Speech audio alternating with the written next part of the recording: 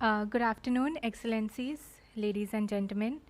So, it is my pleasure to welcome you all to the Indian Council of World Affairs for this panel discussion on the theme Placing Government at the Center of the Migration and Mobility Framework in India, a Paradigm Shift. May I kindly request you to keep your phones on silent mode? Thank you. We will start today's program with Ms. Nutan Kapoor, Additional Secretary ICWA, delivering her welcome remarks. The panel discussion will be chaired by Professor and former Ambassador Sanjay Bhattacharyya. We also have 4 esteemed panelists today. Our first panelist is Dr. Rakesh Ranjan, South Asia Regional Coordinator for the Institute for Human Rights and Business, followed by Mr. Arindam Banerjee, co-founder and partner, Policy and Development Advisory Group. We also have 2 panelists joining us online, Professor Binod Khadria, President GRFDT, that is the Global Research Forum on Diaspora and Transnationalism. The last speaker is Dr. Divya Balan, Assistant Professor, Flame University. The discussion will be followed by a brief Q&A session moderated by the chair. May I now request Ms. Nutan Kapoor, Additional Secretary ICWA, to kindly give her welcome remarks.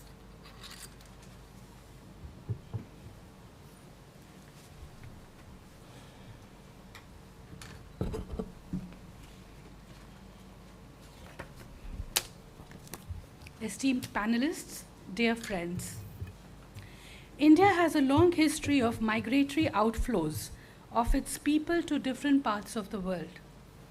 The last notable such outflows took place during the colonial period under the indentured labor mechanism of the British to the Caribbean, Africa, Southeast Asia, etc., as we all know, and later, post-independence, to the US, UK, Canada, the Gulf, Africa, Southeast Asia, Australia, etc. While the indentured labor mechanism was formally and informally facilitated by the colonial rulers to serve the objectives of the empire and to perpetuate the concept of cheap labor sourced from underdeveloped and impoverished countries of origin like India, the 20th century outward migratory flows from India, as also of the current century, have largely been shaped by kinship networks, community connections, ad hoc recruitment agents, and word-of-mouth stories about greener pastures abroad. The government, dear friends, was largely a bystander when it came to migrant flows or the all-important issue of migrant well-being.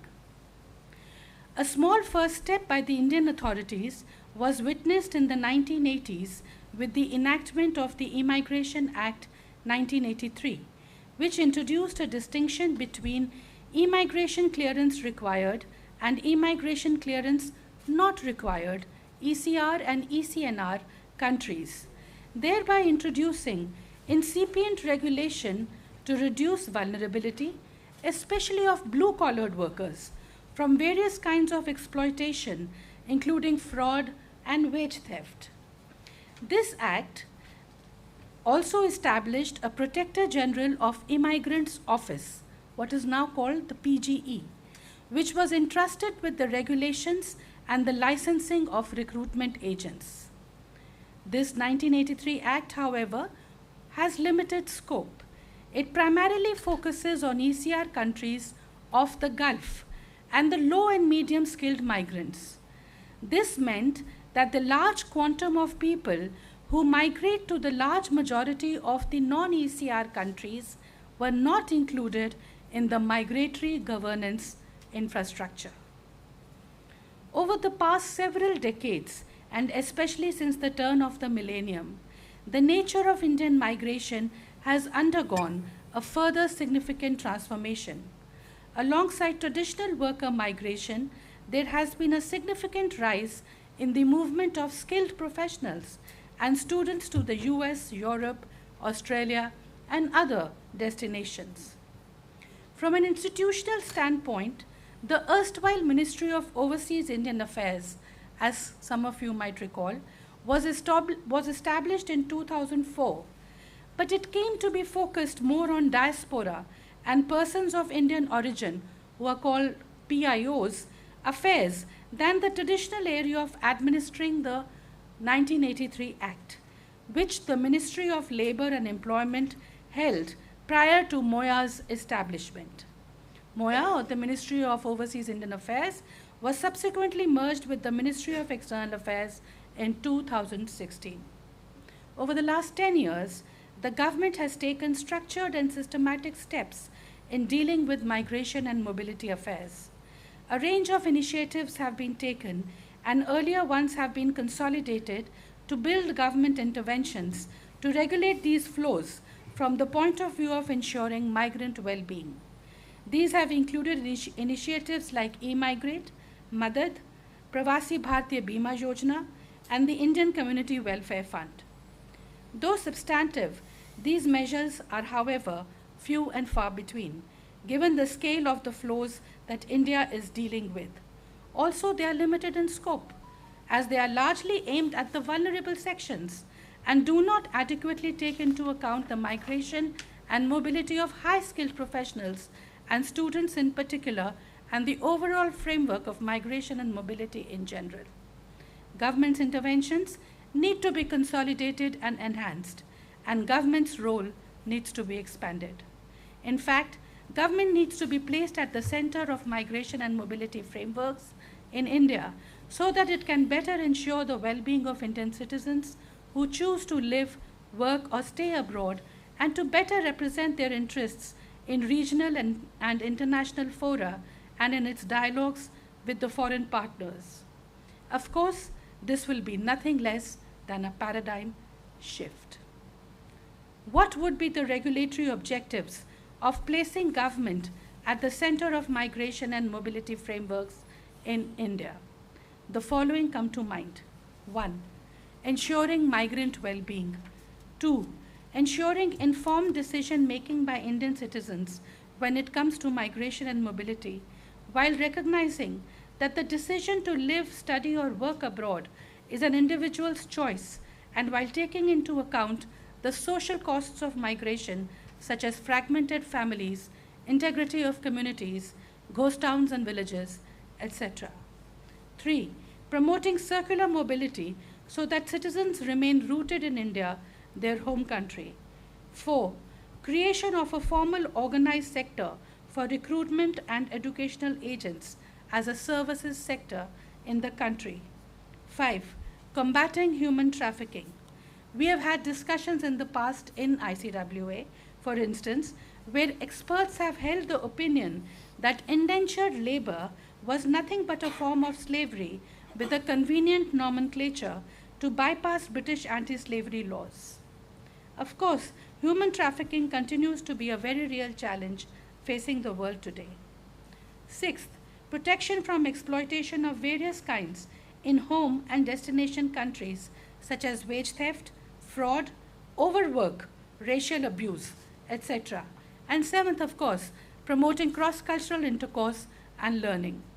It is with this in mind that ICWA's Center for Migration, Mobility and Diaspora Studies has curated today's panel discussion on placing government at the center of the migration and mobility framework in India, a paradigm shift.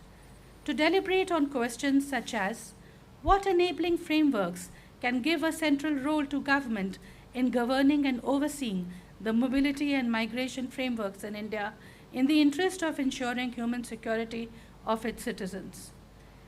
How can public opinion be shaped in support of government's central role in managing migration and mobility in India in the interest of ensuring migrant well-being? I look forward to thought-provoking discussions, and I wish the panelists all the best.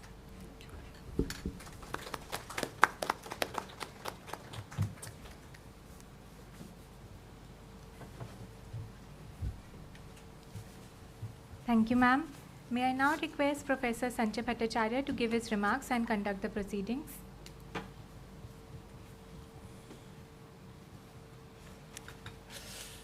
Thank you very much. This is, I think, a seminar that is most timely.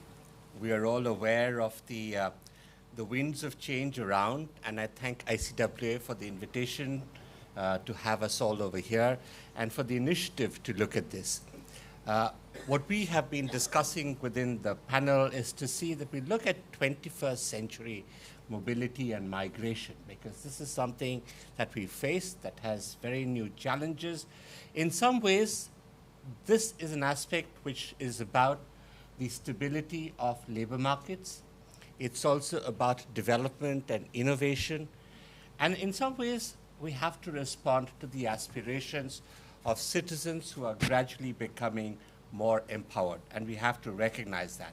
And that's why we need policy instruments and governance structures, as well as much more international cooperation. Today, we are looking at about 300 million people who are the number of people we count as international migrants. They are roughly about 3% of the global population, but they are 10% of the global GDP. Migrants are very productive people.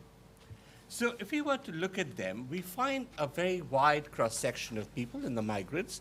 They're long-term migrants who go and settle down. There are also others, like the Digital Secretary mentioned, who are in shorter-term mobility or in terms of circular mobility. And very often what we find is the issues of integration of migrant communities into the destination countries is very, very important, and something that doesn't always get its due role and importance. The drivers of migration have broadly remained the same. So you have issues that are economic, social, environmental, political strife, wars, and now we have a new feature, which is what we call the future of jobs in the digital era, which also has become a new driver. And what we find is that within this particular construct, there are differing priorities between destination countries and source countries. Both need migrants, either to go or come, but their priorities are often different. So we have found from our experience, particularly in India and many other parts of the world, that we benefit when governance structures are integrated and aligned, and when migration policy proceeds with development policy. In other words, the integration of migration and development policy is very essential. Globally, we have come to an understanding on the GCM, or the Global Compact on Safe, Orderly, and Regular Migration. It's aspirational, it's not binding, but I think the expectation is that we move towards greater coordination and capacity building. And also, we have to recognize that there are new challenges as well as new protectionist walls that are coming about, which is one of the reasons why I think today's session is so pertinent. In India, we do have a recognition of the idea of pravasi, that is the person who lives overseas. And it encompasses two broad categories, NRIs, who are citizens of India, as well as OCIs, PIOs, who have become citizens of another country. And therefore, as you can understand, the governance structures would be slightly different, depending on whether they are citizens or not. The policy objectives that we have defined for ourselves in India is to improve the potential and capacity of the NRI. In other words, what we are trying to do is to upgrade their skill level so that they can earn better, establish new pathways, that there are continuity and new opportunities, and also to leverage something called the India factor. And when we look at the Migration Mobility Partnership Agreements, this India factor has become an important one: the greatest democracy, the fastest growing economy, youthful population. These are all big factors. As the Additional Secretary had mentioned, our legal framework has largely been towards taking care of what we call the vulnerable workers, the low-skilled, semi-skilled workers. And for them, obviously, we try and go about skill mapping, upgrading their skill levels, certifying their skills, and also, as we said, migration platforms being integrated. And if it comes to the worst, we must have security and welfare measures so that they are not exploited in countries overseas. But along with this, there is a new dimension, and I think the new legislation that is currently on the table is looking at that, is how do we facilitate the mobility of students? How do we provide smoother pathways for very highly qualified professionals? And the MMPs that I mentioned have worked on this, and the new generation FTAs, we've had about 8 of them since COVID happened, have also got these particular aspects built into them.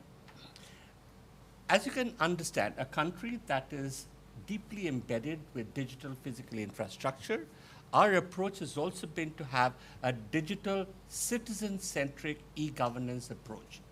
So the kind of modifications that you've seen through Passport Seva to give you a secure identity, or the e-migrate process, which looks at the guarantees and transparency for workers who are going overseas to work, and the new immigration bill. There is a lot more that we can do today, but we have to recognize that the Indian worker is much more empowered and demands governance. I'm so happy that we have with us a very outstanding panel to discuss all these issues. We have Dr. Rakesh Ranjan from the Institute of Human Rights and Business, Arindam Banerjee from the Policy and Development Advisory Group, and online, I hope you are online, Professor Binod Khadria from the Global Research Forum on Diaspora and Transnationalism. And finally, we have Professor Divya Balan from the Flame University in Pune. What we've thought is that we would have about 10 to 12 minutes of presentations initially. We would have a small discussion, and then we throw it up to the audience for your comments so that we can have a fruitful discussion. May I invite Dr. Rakesh to begin his presentation. Thank you, sir. First, I would like to thank ICWA for the invitation. This is actually a very important time to discuss this very important issue. Migrant workers, wherever they are and whoever they are responsibility of someone. And government and the state has to take the responsibility. And government and state has to take the responsibility of not just workers, but the process and all the stakeholders. I work with an organization called Institute for Human Rights and Business. We work on the intersection of business and human rights. In 2012, I'll quickly go back for a moment. We developed something called Dhaka Principle for Migration with Dignity. Dhaka Principle is a cycle. It has 10 principles and 2 core principles. The very first principle of Dhaka Principle is no worker should pay for the job. And this is where we do lots of work with, like work around zero recruitment cost. Our very important initiative is we developed something called employer pays principle. Employer pays principle is no worker should pay for the job. The cost of recruitment should not be borne by the worker, but by the employer. Now, today, in front of this important, here with this important gathering, I will be very specific. I'll focus on only one slightly improvable legal aspect, which if government can do, will be very helpful for a number of migrant workers. To start with, I just wanted to quote, India cannot fully promote safe and orderly migration while workers are still expected to bear the cost of migration. This recruitment cost, the process of recruitment cost, process of paying money to get recruited for the job is a serious administrative responsibility of the government. India has been very successful with the migration. We receive more than 100 billion of remittances. And this is 2.8% of GDP. Sometimes it goes to 3% of GDP also. I have also seen this is like, for some year it was 4% of GDP. This 1.2 billion remittances, and this, how many people are there? I was looking at e-migrate data. More than 8 million workers have received immigration clearances. There are more than 2,358 active recruitment agencies, and very specific, very important to note, 2,93,738 foreign employers are registered with e-migrate. I am intentionally quoting these numbers to highlight how important Indians are for the world. Because Indians, there are two ways. So usually when we discuss about migration, we consider migration is sometimes very much desperate need.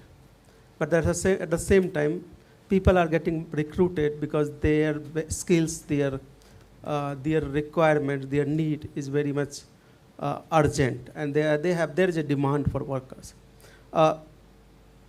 I was, while coming for this session, coming for this discussion, I was listening a podcast by Sophia Kangan. She is from ILO. She is a chief technical officer of ILO. She mentioned two very important technological innovation by governments. South Korea has EPS, and Indian government has e-migrate. She only mentioned these two very important initiatives.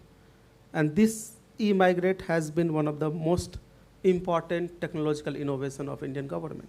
So I'm saying India has been proactive. India gave a slogan called Surakshit Jaye Prasikshit Jaye, which is one of the very most important safe migration and orderly migration. India had some additional secretary just mentioned about Immigration Act 1983. I would like to highlight a very specific rule under Immigration Act which says every recruitment agencies can charge up to 30,000 rupees in order to recruit a worker. A worker supposed to pay up to 30,000. Now, this 30,000 for me has created a legal space for problems, for corruption, for vulnerability for a worker. I would like you to think a bit on this particular issue. Recruitment cost is just not a fee. This creates a huge cycle of vulnerability. 30,000 rupees is always not 30,000. So if I'll go to a work to an agency for employment, they'll tell very simple thing. They'll say, okay, 30,000 because government has allowed me to take 30,000 rupees.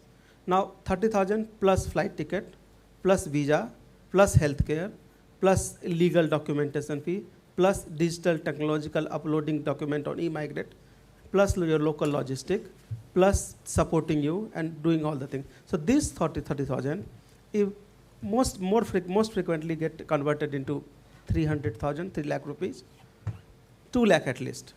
This I know from my own experience. And 2 lakh rupees from a migrant worker, which also create, like usually they take loan. And I know most of these loans are coming from informal money lenders, which also creates vulnerability for them. This is a kind of continuous economic threat. So, and just think about, like we all can add on this particular vulnerability issue. Healthcare, education, empowerment, elderly care, family requirements, house, marriages, number of things are being affected because the very small loophole we have kept in the process. There are India is a signatory of Global Compact for Migration. GCM 6 talks about recruitment and decent work.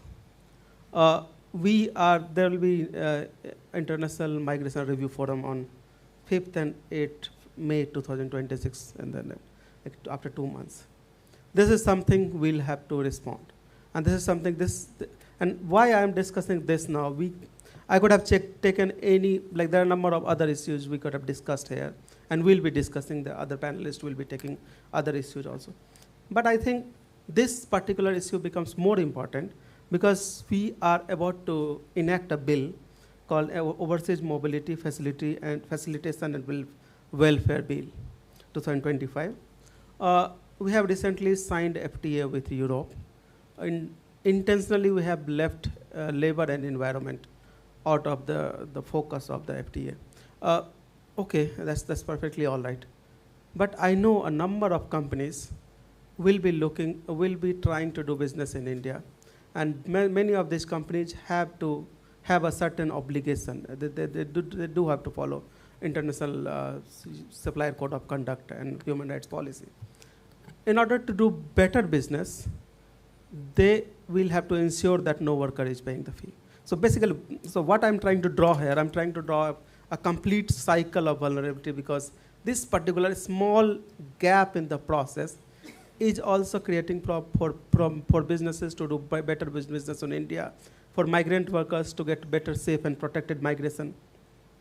And again, we have to also think about international standards like ILO, Fair Recruitment Policy, yeah, almost there. Employer pays principle. These international codes have been asking us to make the changes. And this is not about, this is not just about India. I know we are far better than most of the countries, most of our competing countries, like even Nepal, Sri Lanka, Malaysia, Indonesia, and others. But still, this kind of small and thing can make the change. And to conclude with, intentionally I wanted to add gender aspect also in this.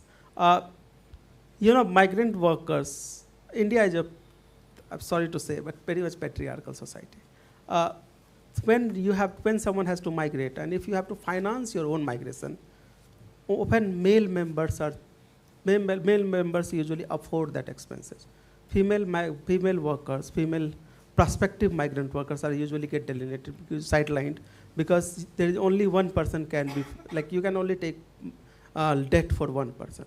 Because of these small things, so gender is one of the aspects. We can take into consideration a number of different issues, different institutions getting affected because this small, very little and easily changeable thing. So this will be my submission from this test, from my speech today. Think about changing this. Zero fee policy is not a very difficult thing to do. We should do, and government's role is only to make the changes. Very simple, recruitment cost is a business cost and should be paid by the business. So no workers will not be paying, recruiters will not be paying, no charity or NGO will be paying, only business supposed to pay, and that should be the idea behind the change. And I'll request government, last line, just to conclude here. We have to ensure that a worker should leave India with a contract and protection, not with debt. Thank you. Thank you. Dr. Ranjan, that was a very powerful statement about the costs part of it. In fact, you're right, there is a move for fair labor, ethical recruitment, and these are items that need to be taken on board. And I do hope that the new legislation, when it comes about, will provide for rules that can incorporate these concerns. They have been there for a long time, and thank you for highlighting this, because a lot of the irregular movements also are victims of such unnecessary costs, if I may say. Thank you. If I may now move to Arindam Banerjee to make your presentation. Hi, audible, I guess. The presentation is up on the screen, right? Yeah. Okay, while I think I have a kind of, I would not say a presentation per se, but these are just mere thoughts and some visuals that go with it. And before I move in, firstly, I think, thank you, Additional Secretary and the Research Director, Yashna and Keshle, for actually facilitating what I believe is not only a timely, but something that's going to govern a lot of lives and policy matters in the near future and the coming future. I guess, my previous panelist, Rakesh, mentioned about remittances, and I'll begin with a very small number. It's a large number, but it's actually very small. We have 17 million Indian workers abroad contributing to $135 billion, accounting for 3 to 4% of the GDP. But if you look at the per capita contribution in terms of remittance, it's actually lower than that of Vietnam and Cambodia and Philippines. And that's from the World Migration Report 2025 by World Bank, which is the most seminal one in terms of looking at migration and its impacts and effects on families back at the houses and households. On that note, I think I'll begin. And I think there's a line there that we feel at PDAG our work has showcased, that migration cannot be treated as a fragmented kind of an isolated viewpoint, but it requires a very significant, integrated, coordinated public approach and an institutional approach for that matter. Again, we need to redefine and reframe the idea of migration governance is what I would hypothesize here. It is not just a technical and an administrative issue, it's also political and institutional in nature. Migration governance has to define and determine who is visible to the idea of the state and the state as an institution. It shapes who is protected and who bears the risks of migration. It reveals where accountability actually sits, with whom lies the power, with whom lies the redressal capacity. It also tests whether our institutions, our public institutions, over these years are also at pace with mobility at large. And the real issue is also not whether migration governance and its kind of tenets are there in place, but whether the institutions will keep pace with what Professor Bhattacharyya already mentioned, a very focused aspirational approach around human mobility that we are already seeing, and I think it's going to just increase in a multifold and a manifold pathway ahead. And what is broken today, again, I think everyone in this room, including the stalwarts sitting around, we have all worked on multiple strands around some of these things, but just to kind of bring it together on one table. What we have is a very fragmented institutional approach. Everyone's intent is brilliant, but then if you look at it, mandates are split across so many sectoral ministries, so many sectoral thematic spaces, as well as the center and the state. And lest we forget, labor is a concurrent subject, while overseas affairs is a union subject. And we see a confluence between the both. So whether it's labor, it's MEA, it's skilling, it's education, it's social welfare, until the point, the panchayats and even the districts. So institutions do not start and begin here with MEA or maybe ICWA or with the state government. We are looking at households, and the lowest unit is also the PRI. But are they part of this discourse on migration governance? Probably not. Then the administrative visibility. States are not aware. And the biggest example, I think, is a watershed moment in India's history, which was COVID-19 exactly 6 years back today, where we never knew who moved, where they moved, how they moved, for what work they moved, in what conditions they are in, and under what terms they can always return. Then opaque intermediation. My previous panelist also mentioned about recruitment, and any form of recruitment, even a small service delivery in this country, irrespective of all the efforts, benevolent efforts, well-meant efforts, will create a sense of intermediary that we have.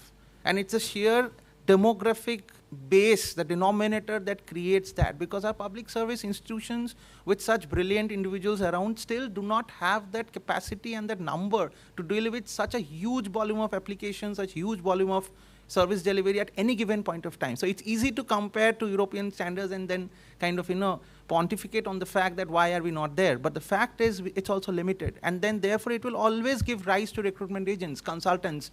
It will give rise to sub-agents. But we need to understand how to bring them into the fold rather than kind of making it a cautionary, a regressive and a kind of restrictive approach. Then weak grievance kind of mechanisms. And it's an example I always give. Yesterday or tomorrow or today, one of us in this room, people like all of us, if we lose our passport in the streets of Rome, which is now happening very regularly, we know that the embassy is there. We go and just, we'll apply for the pink slip and the white slip and get an immediate kind of a note. It will take 2 days. It will require us to submit an online application, and we'll get it. But 35 care workers in London from the tribal villages of Ambikapur in Chhattisgarh, Jharkhand, and Orissa are stuck in one house in Southall in London for the last 5 years. And the Indian High Commission, in spite of the best efforts, have been unable to redress what their grievances are. So it's not a fault, but the fact is it's also how class and caste operate in all our institutional hierarchies. And I'm talking of an example which I encountered just a month back in London. And then public trust deficit. We are speaking of governance at the center of migration as a paradigm, and that's what we are looking at it today. But then who is the government for? We are a welfare state at the end of the day. When you speak of public policy, then where is the public in that policy? If the state does not provide that infrastructure, there will always be a gap, and no gap is ever left unfulfilled in any forms of economic paradigm. So then we should not be complaining about non-state actors, private bodies kind of coming in and trying to fill that vacuum. What you see on the left-hand side of your screen are two pictures that shows how state as an institution can be empathetic, can be equitable, can be accountable, can be institutional, and can also maintain evidence with it. The first picture on your left is a photo of 85 workers from the Santhal Parganas of Jharkhand and West Bengal who were evacuated on 28th of May from the high treacherous passes of Zojila in Kargil by the state government of Jharkhand through an airlift mission which continued for 4 days. So if the state wants, it can. And it is at the end of the day, the workers who are working on a state project, which is nothing but road projects of the Border Roads Organization. And what we see below is that one of the workers from those queued up actually interacting with the chief minister who was there on that day at the airport to receive those workers. So again, an example of what state can actually do if it keeps public, if it keeps people, and if it keeps institutional capacity at the core of its belongingness. And what we are looking at is what? Origin systems, registries, mobility data, pre-departure orientation. If we look at all the points here, we actually have a policy and a scheme for everything. Yet we are harping, yet we are discussing, yet we are debating. So somewhere down the line, there's a lot of gap between the cup and the lip. And that gap also comes because we collectively, institutions, think tanks, private sector entities, businesses, we are not working to strengthen the institutional framework that's already there. We are working around it. And I believe that's one core area. Migration particularly needs that approach, which is a coordinated approach rather than a fragmented and a silos approach. Our work and our evidence over the last 6 years literally showcase exactly the same thing. 2020, COVID was a moment of governance rupture in our entire migration history. No other event other than the partition of India actually showcased crores of people walking back on those roads, lest we forget, 6 years back. And I think most of us have forgotten. And it's not our fault, because migrant workers have never mattered. Yet, our economic trajectory and the journey towards 2047 cannot be completed if we are not acknowledging those who are building our ports, our roads, and our industrial corridors, and everything that accounts, and including our defense corridors and our defense borders and roads. And when we speak of safe and responsible migration, there is also a way to understand how does it get operationalized. It is easier said than done. In the history of Indian bureaucracy and its public sector governance, labor ministry or labor departments in all states have always been given the mandate to look at it from a regulatory approach, never from a welfareist approach. So it's easy to blame, saying that, are kya kar rahe log? Officers kyun nahi dekh rahe? But you have been trained to operate where you are going to check licenses. But you are not trained to operate to understand that, okay, how many workers are actually receiving welfare benefits? So that's also one of the things that need to be taken into account, that how does our institutions focus more on welfare rather than just on the regulatory approach. And that also includes the new bill that is up. And most of the things that the bill gets right has already been mentioned, I think, by Professor Bhattacharyya and my previous panelist here. But also, in case some of you are interested, we were part of a few of the states who asked us to kind of share some of the inputs in terms of what they sent back to MEA in terms of some of the comments. And what has been given up is that states need to be also very integrally part of this new bill. It cannot be just an implementation approach where states are given the mandate to do things. Because at the end, again, as I mentioned, labor is a concurrent subject, overseas is an union subject. There needs to be a marriage between the two.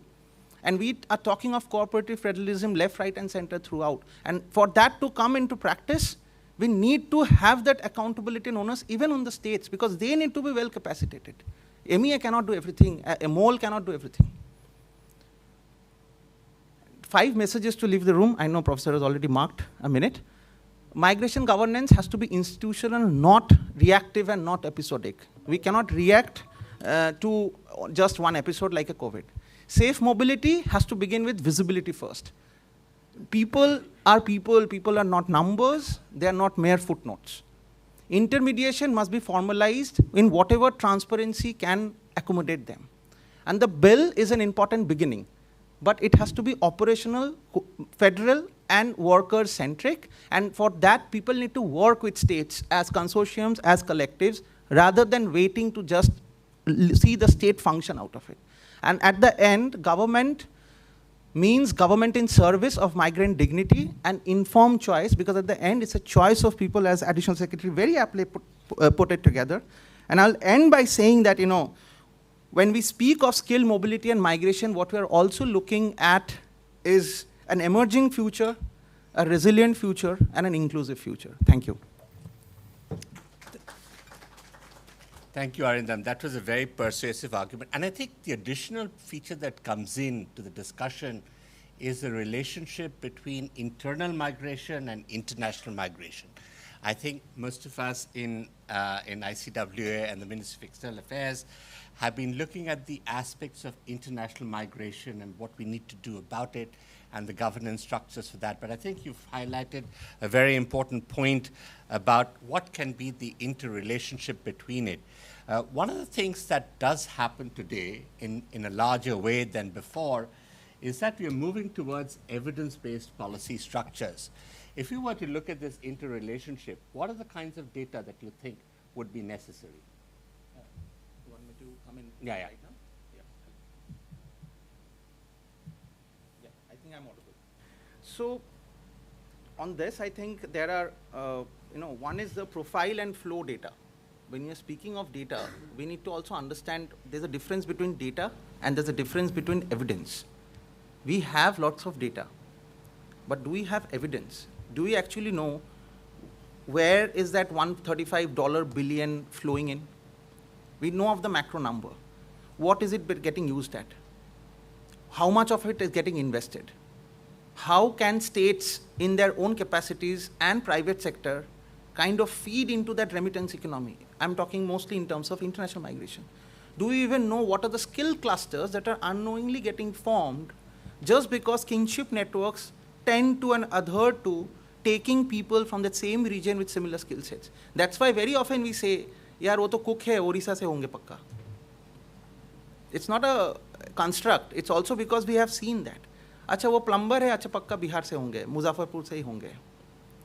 And we have seen that. While working with the government of Jharkhand to institutionalize the entire approach, we have seen how internal migration around skill clusters, because it was well mapped from a particular region which was near Bokaro, moved to international to Gulf because there was a need for electrical transmission lines construction.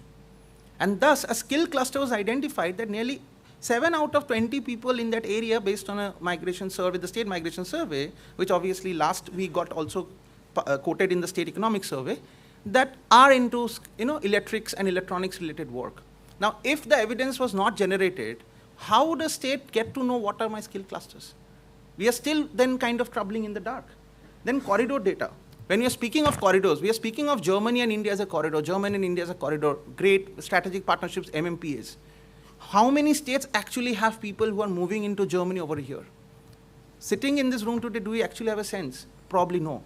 We need to immediately look around multiple sources, and each source has a conflicting data. And yet we look at Germany, because I recently worked with the EU ILO kind of work to prepare a country brief for over a year. My colleague Bhargavi was doing that work.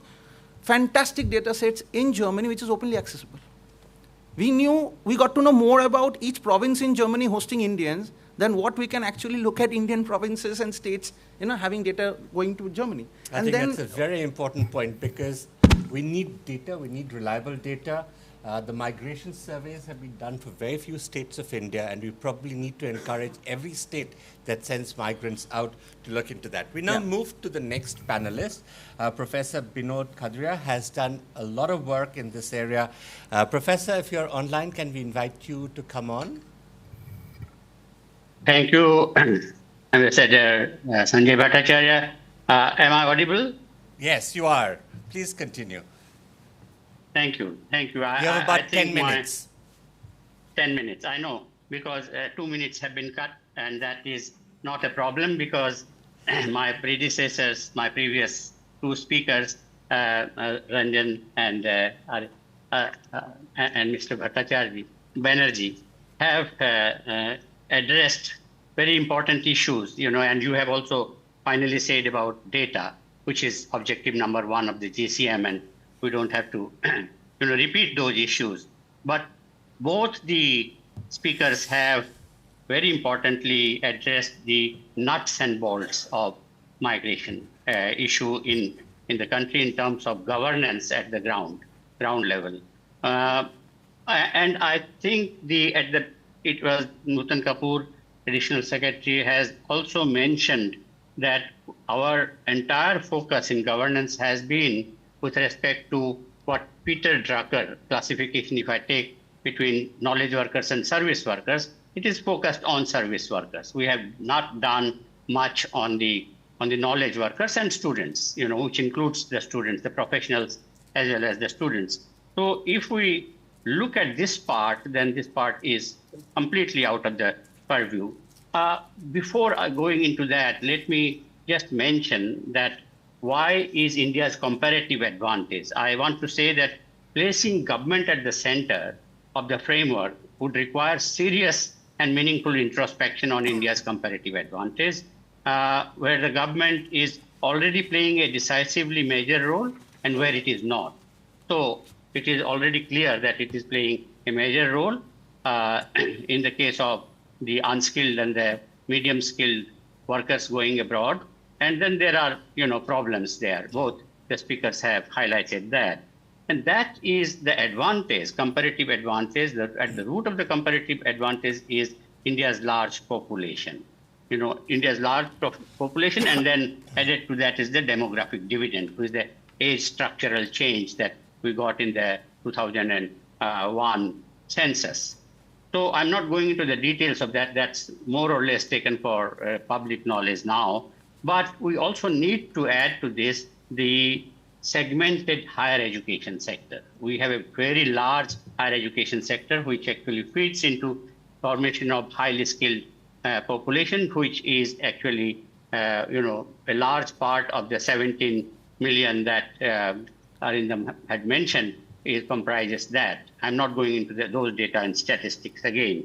But I would like to say that Indian government's focus in terms of playing a central role so far has been to do with the service workers. And that's where if we take the 3 phases of protection and then welfare, I think we have more or less succeeded in providing the protection. There are so many schemes that have been mentioned.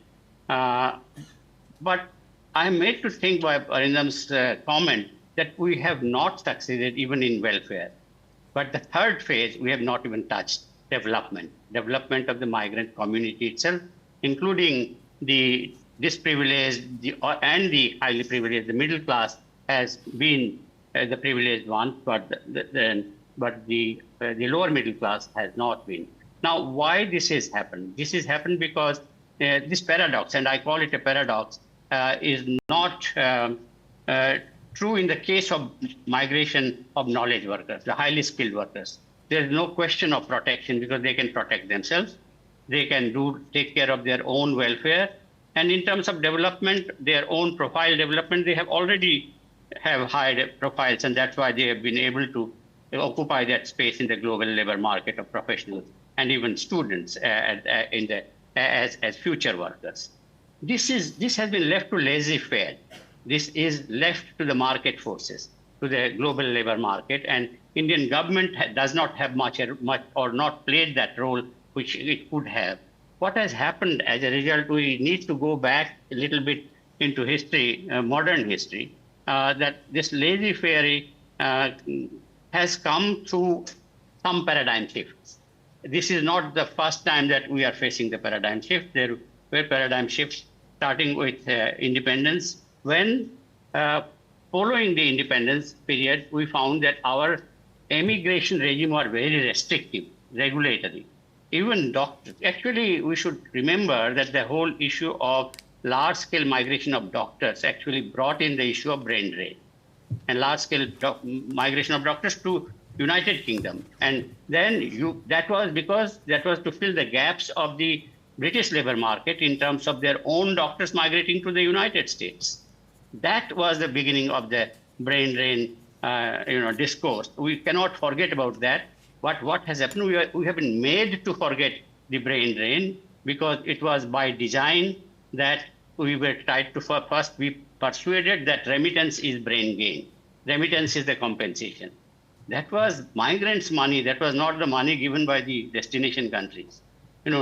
So there are those issues whereby this whole discourse has been hijacked from brain drain to brain gain in terms of people coming back. When do they come back? They come back when they are no longer in the labor market. They are retired people who want to come back. I'm not going into those details. But let me say that this doctors' migration was followed by the engineers' migration from IIT because they did not get jobs in India.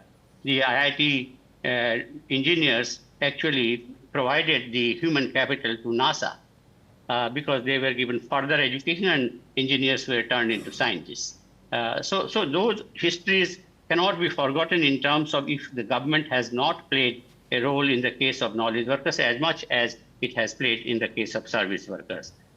When did the next paradigm shift came? Because when the brain drain discourse was going on, the migrants were made to feel guilty. They were called deserters of the motherland. They were called there were names being called to them. And that's why in 1977, Jagdish Bhagwati, you all know about him, our noted economist who is equally eligible to have gotten a Nobel Prize, but didn't. Amartya Sen did get, his contemporary. He proposed this brain drain tax. And there was, in Bellagio, there was a conference in 1977. And this was a unique conference comprising economists and jurists. M. Partington was the jurist representative. They proposed this to the United Nations that 10% of the earnings of the migrants, Indian migrants, should have a surcharge, and that should be remitted back to India for investment in education, because it was the subsidies which were lost by brain drain. Because Indian higher education system has been subsidized by the taxpayers' money. And then the recipient country, the destination country should give a matching contribution to that. It did not take off because of the United Nations did not ratify this. There were problems of intergovernmental territory jurisdiction and so on. Again, I'm not going into the details of that, but I must say that at the same time, in the same year, 1977, the perspective, the perception about being the deserters of the motherland changed. It is the Janta government who came to power in India, and that they started shaking hands with the diaspora, with the Indian diaspora. Because earlier the Indian diaspora were highly disappointed because they had aspirations that when India gets freedom to look after their interests. But Indian policy of non-interference, non-aligned movement actually, distanced the Indian government, distanced itself from the diaspora, and that changed in 1977. That was the turning point. And that was because we started celebrating the diaspora because they had high incomes, they were the top of the rank, some of them got the Nobel Prize and brought laurels to the country. So that's the beginning of celebrating the diaspora. We find that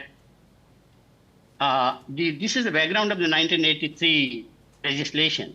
The last Migration Act, which was being referred to. So we find that the next subsequent government did not revert back. It called brain drain as brain bank. That you can rely on this at the time of crisis. And then, of course, that question, the issue of the destination countries hijacked that and brought in the terminology of brain gain, which is questionable.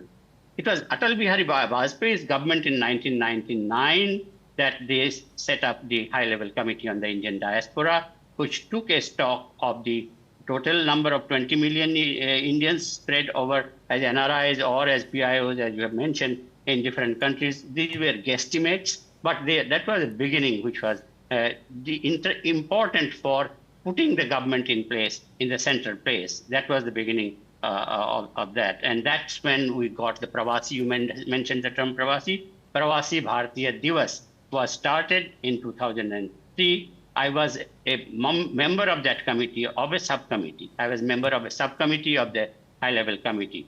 And I was also at the Moya that you mentioned that came up in 2004. I was also very closely associated because Professor, can we request you to try and wind up? Yeah, I wind up. I will just say the last word. I will say that the Moya was finally, 10 years ago, 12 years ago, it was brought into the fold of the MEA, and then it has been doing all that work. But Moya was mainly focused on service workers in terms of, these policies that have been in place.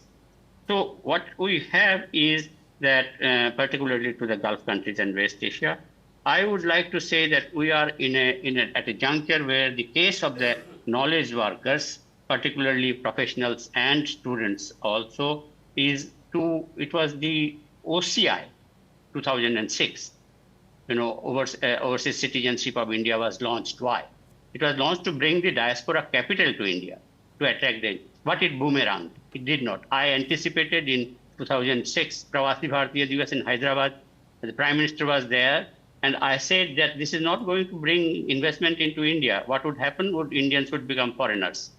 They gave up Indian citizenship, took OCI and became Americans, naturalized citizens of India. So they distanced further. They were not under the fold of under the jurisdiction of the Indian government anymore. The NRI term was only for the purpose of income tax. Income tax, that's whether you are a resident Indian or a non-resident Indian.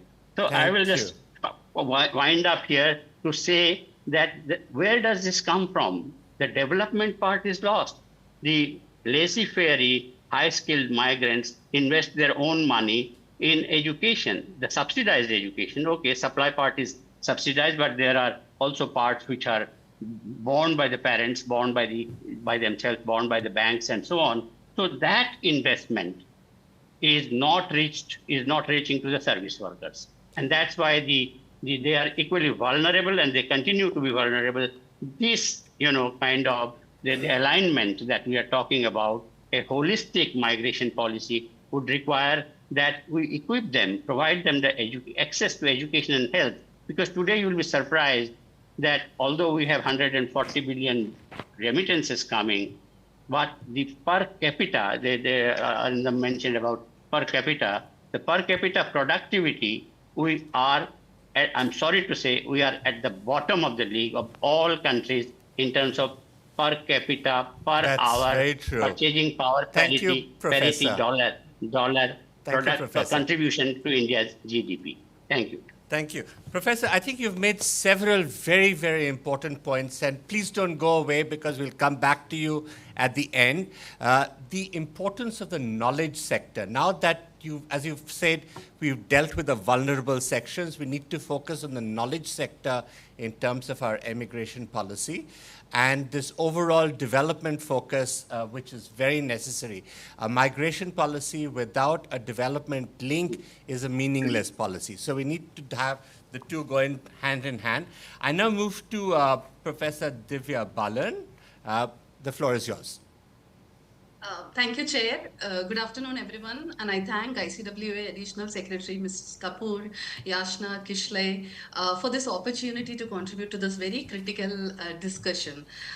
In the context of what my previous speakers have elaborated, and also building upon what Mr.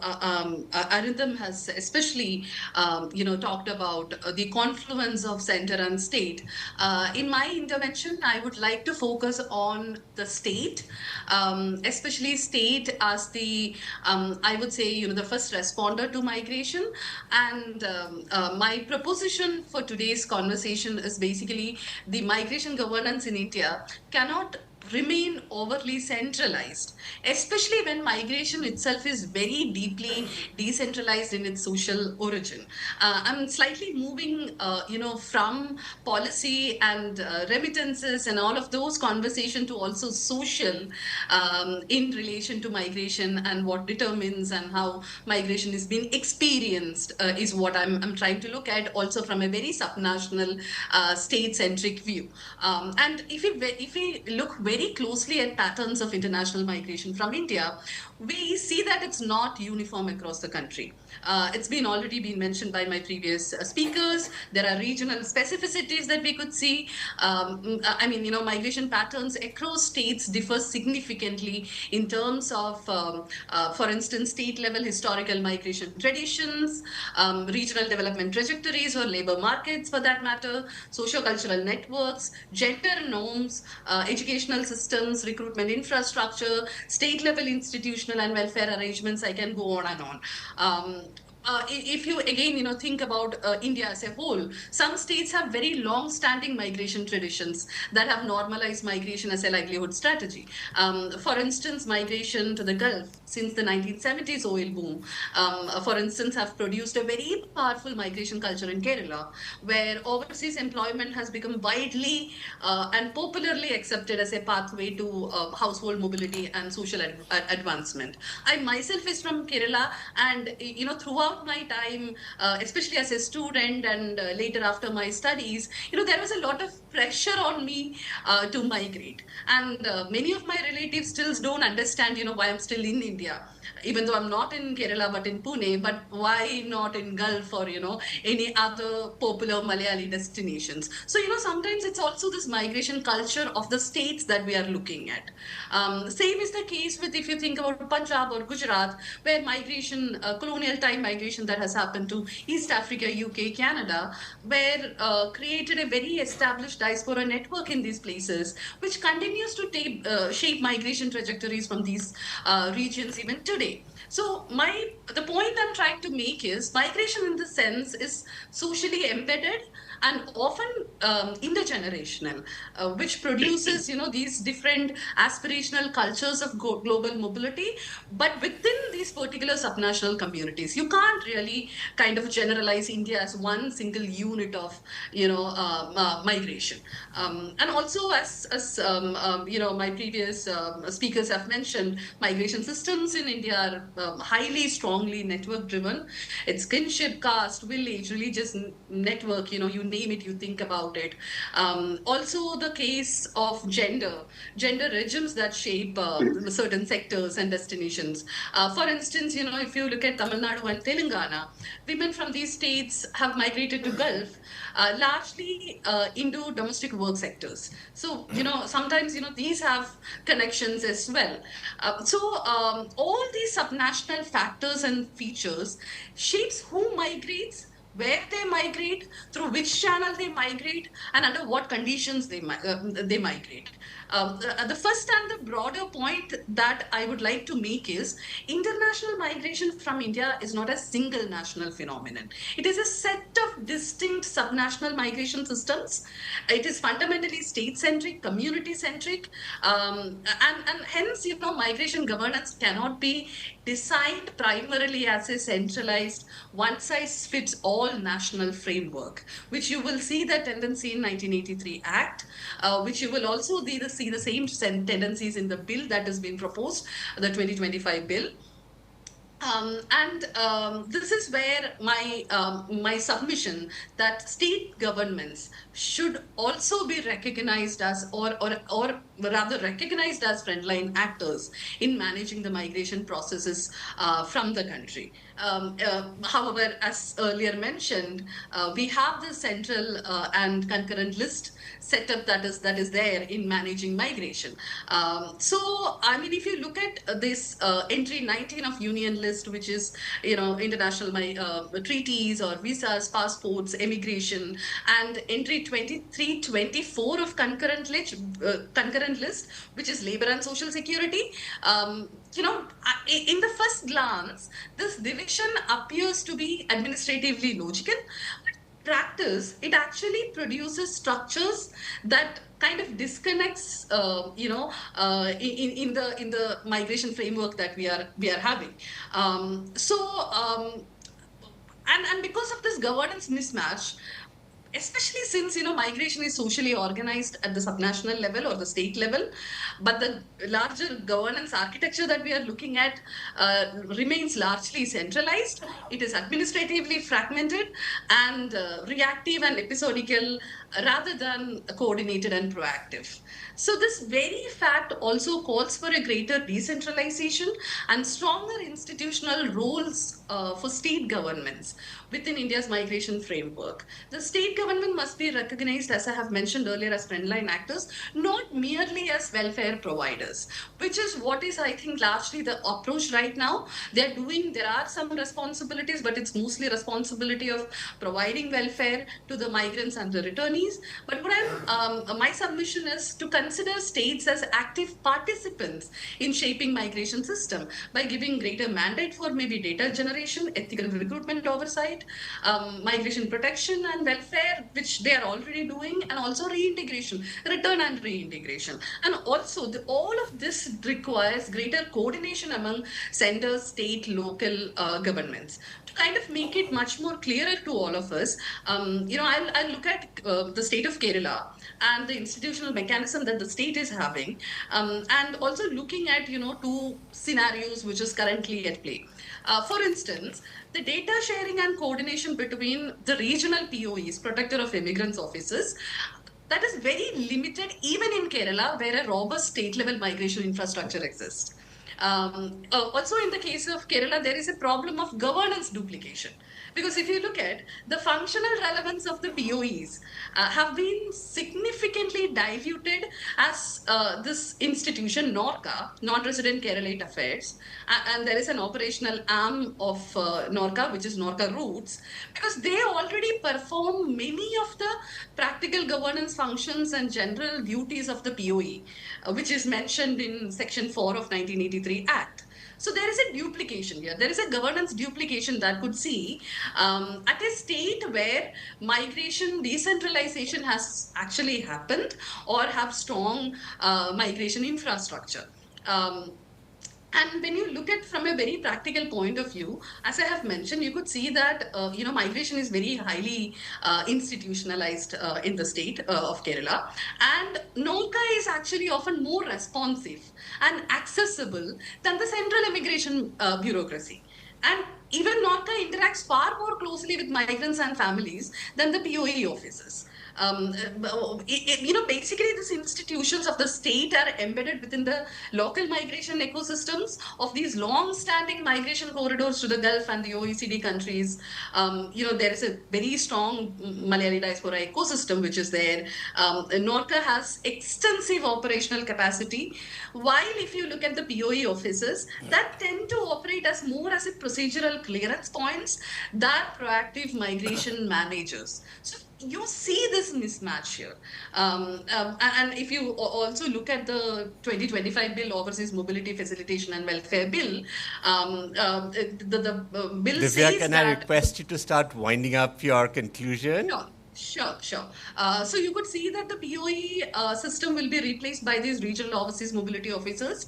There is a proposal for mobility resource center as well, but at the same time, the bill retains highly centralized governance model, where I think, if the state has given a lot more mandate, Kerala is a model here in that sense, and if the rest of the states, because what has happened in Kerala since, I would say, 1960s, is going to happen in UP, Bihar, and other newer emergence to, the corridor of India Gulf. So this is kind of like, you could very confidently say that if we strengthen the state system, the state governance system, and when I say state governance system, let me also add the panchayat, local governance systems as well, would be then, spaces for policy innovation and experimentation. And Kerala has this Loka Kerala Sabha. If I get more time at some point, at the in interaction or Q&A, I'll explain that as well. But, this I think is the way forward. because also where the migration is happening from, it's from the origin, and the origin is it's our villages and the towns and the cities. So strengthen the local governance system and the state system is what is my humble request and submission to this forum. Thank you so much for listening. Thank you, Divya. I think that was a very important point that you've made. And increasingly, there is a discussion and debate that's ongoing about what it's sometimes called paranationalism or regional governance structures. And in fact, Norca has been doing remarkable work for the migrants from Kerala. It has been, in a sense, a trendsetter. NRI divisions and departments have been set up in several other state governments as well. And what we do find is that there is a lot of capacity building that can be done in terms of greater consultation between state governments and the central government. At the end of the day, given the constitution that we have, the negotiations that you have for having migration pathways or improving potential for your migrants to various countries, and I'm talking of international migration, will not happen through state governments in our system. And so that will have to be, those negotiations will have to be done by the central government. But what I think Divya has pointed out is there's probably much greater need and scope for consultations between the central and the state government. And I think that is a very important takeaway. Please don't go away, Divya and Binod, because I think we are now opening up for questions. So please identify yourself, and you'll have just 30 seconds to give your question, and please say who the question is addressed to. Yeah, the lady here first. The lady was raising her point. Yeah.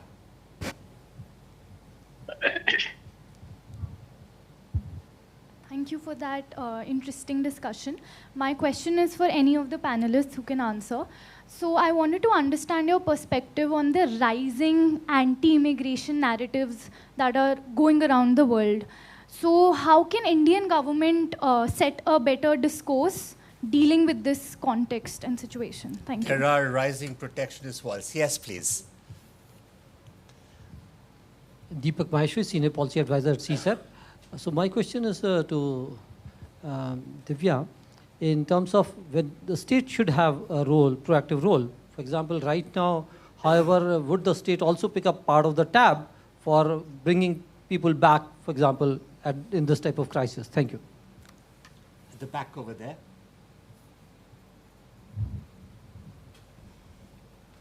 Good evening to the respected chair and esteemed panelists. Am I audible? Yes, yes.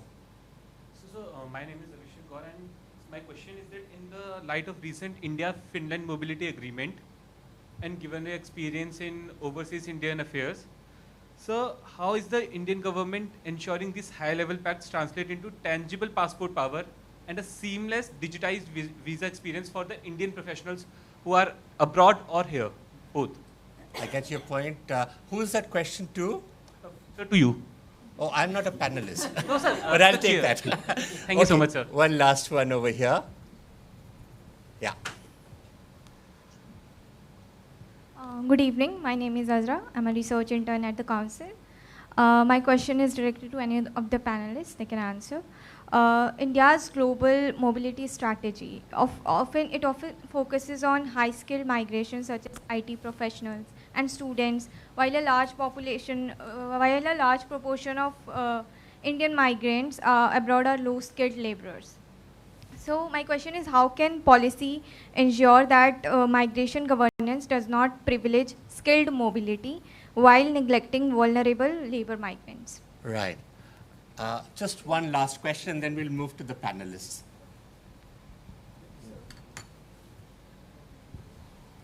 Thank you. I'm Amba Pandey. I just have a small comment to make. I completely agree that this is not the first time that we are witnessing paradigm shift.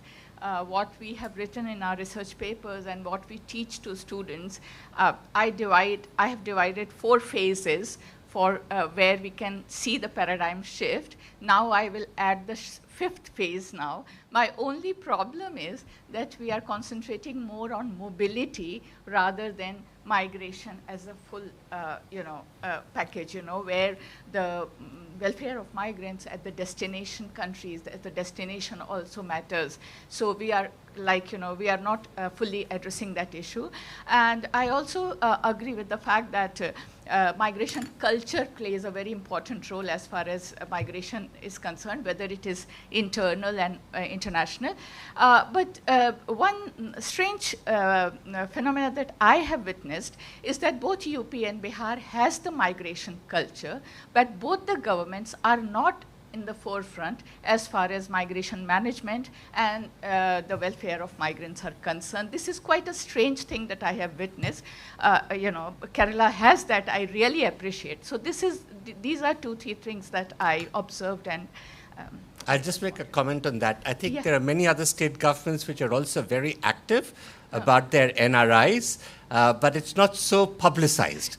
So I think what we'll do now is, with your permission, we might spill over a little bit, and I'll ask all the panelists to come in one by one. May I start with Professor Khadria out in DC, perhaps?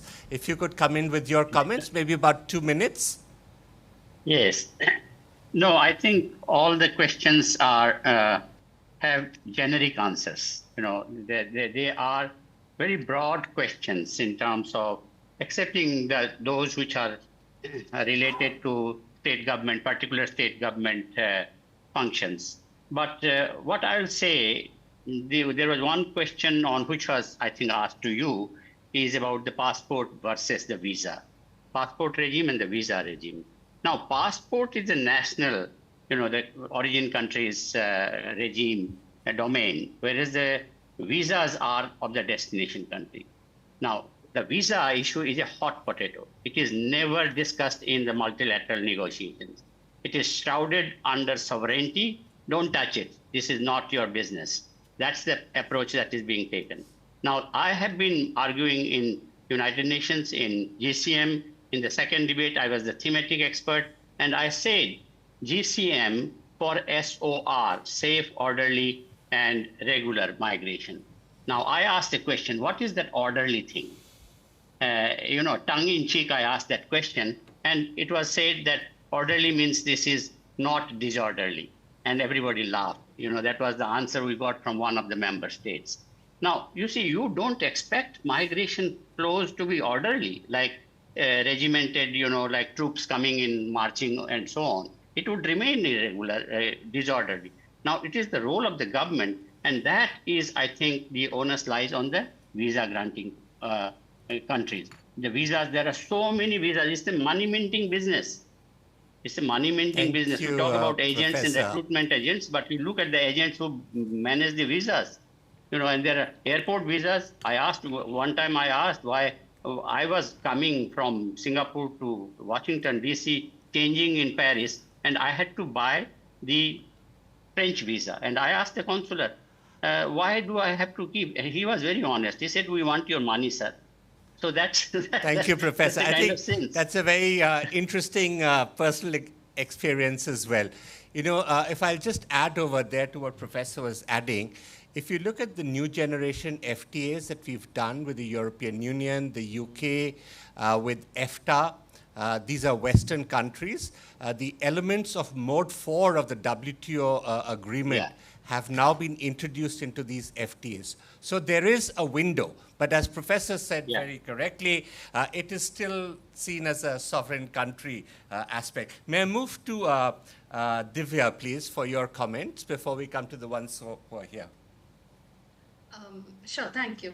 So I'll take up that question on return and repatriation by the state, as well as why Kerala is slightly different from maybe other states. So I would say, and I'll club the answer together. So I mean, we could see that one of the, it isn't just that we are publicizing, the Kerala government is publicizing it better.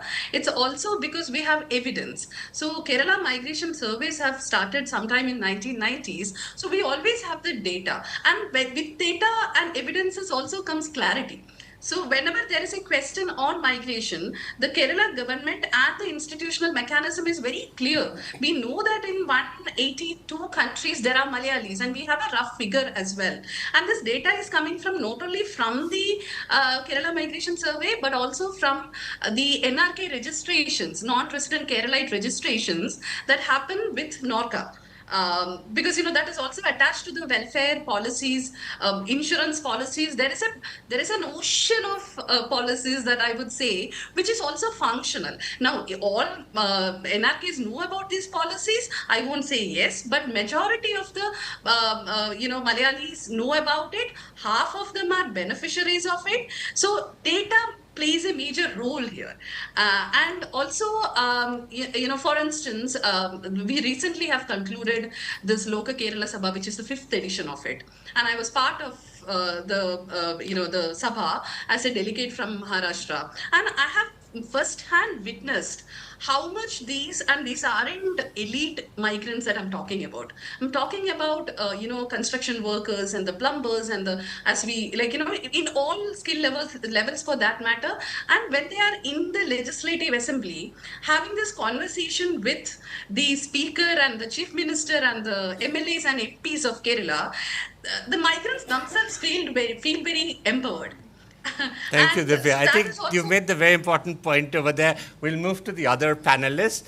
Data is very critical. Thank you for pointing that out. We'll move to Arindam. Yeah, I think one of the colleagues here mentioned about the skilled mobility vis-a-vis the low-skilled kind of workers, and why there's a kind of a differentiation approach towards it. I think it also starts from the internal migration and then it moves to international migration. So no one actually begins directly from, by going internationally. There is, unless the exception obviously, which is Kerala during the Gulf, most of the other states over the past couple of decades, if they have had clusters and corridors of international mobility, the workers have begun internally. And here the role of reskilling also is paramount and important. Because unless people, when they're coming back, when you speak of seasonal migration, internal migration in India is predominantly and primarily seasonal and circular in nature. Unless the very few out of a percentage who are graduating every passing year in terms of finding new employment opportunities. When we are speaking of skilling missions, ideally the people who are coming back have much more to offer and much more to upgrade to in order to kind of move them a league up and onwards, which is skilled mobility. Otherwise, skilled mobility will always remain a domain of what essentially gets tied to brain drain. It will never be circular or rooted in nature, because if I'm making a choice and investing, let's say, 1 crore to study in the Royal School of Medicine in London, I would definitely first work there to pay my debts off. Why would I come back here? Because I know that I'll not be able to pay off so easily.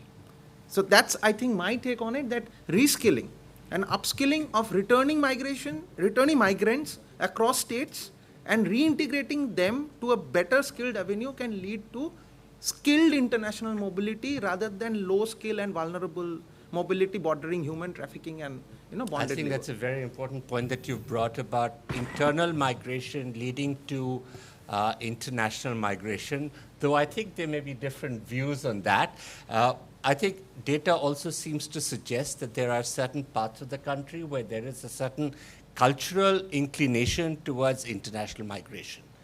And some of that goes back to what Nutan had mentioned about the background of the indentured labor. So you find both in the eastern part of the country and the southern, there is a tendency for people to go out.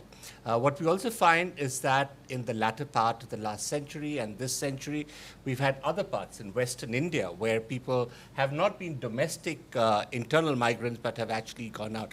But the important point to note is that skilling has become an important element, and in that particular context, that issue of skill mapping and matching, certification of skills so that there is better predictability and transparency. In other words, if your recruitment cost can go down, you know you're getting the kind of plumber that you're looking for, it's going to become easier to move on. But I must now leave the last word for Rakesh before I wind up.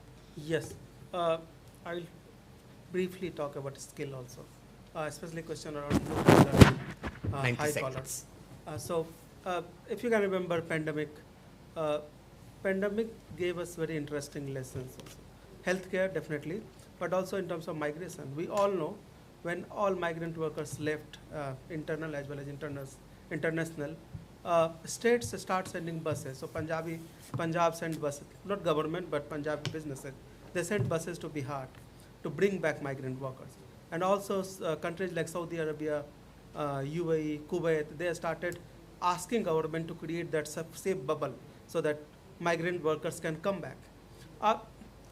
India has signed a number of MOU with all GCC countries and also Malaysia.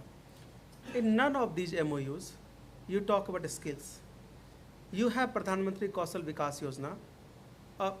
You are training all your prospective migrants, but there is no skill negotiation with destination countries. Why only IT and healthcare workers are skilled, and why cook, drivers, and all sort of blue-collar workers are not skilled? The negotiation between Finland and India has a skill component.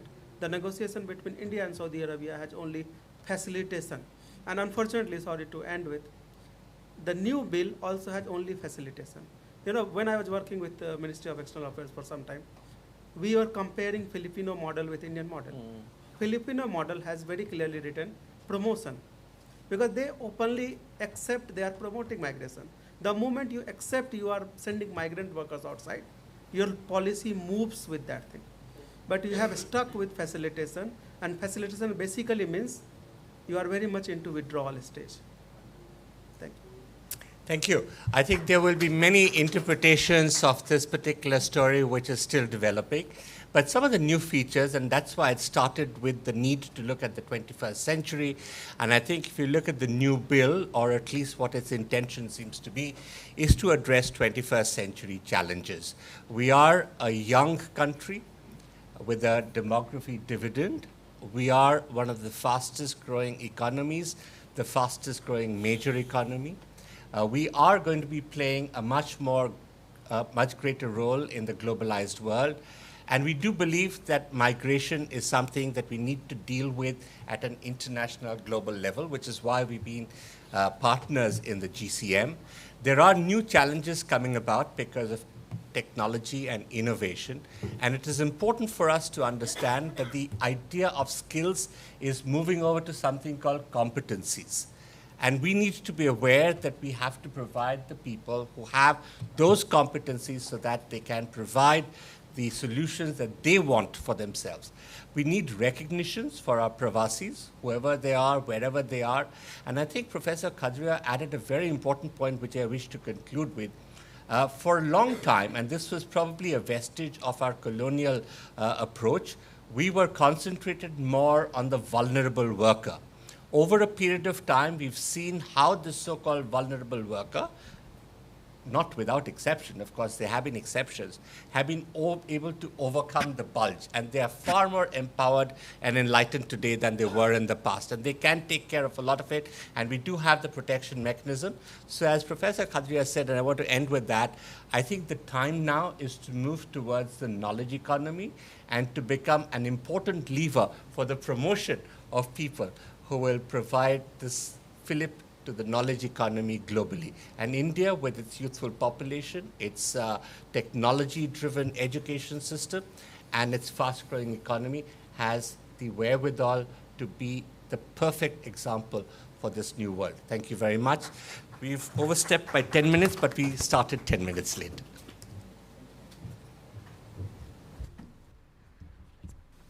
There's no doubt that today's discussion has been both insightful and thought-provoking and has contributed significantly to our knowledge. So on behalf of the Council, I would like to express my deep gratitude to the distinguished chair and panelists. My special thanks to Ms. Nutan Kapoor, Additional Secretary ICWA, and Dr. Nivedita Ray, Director Research at the Council, for their constant support and guidance. I would also like to thank my colleagues and the audience for their engagement. To know more about ICWA's research work, events, outreach programs, and publications, do visit our website and social media handles on X, LinkedIn, YouTube, and Facebook. Thank you, and please join us for high tea in the foyer. Thank you very much.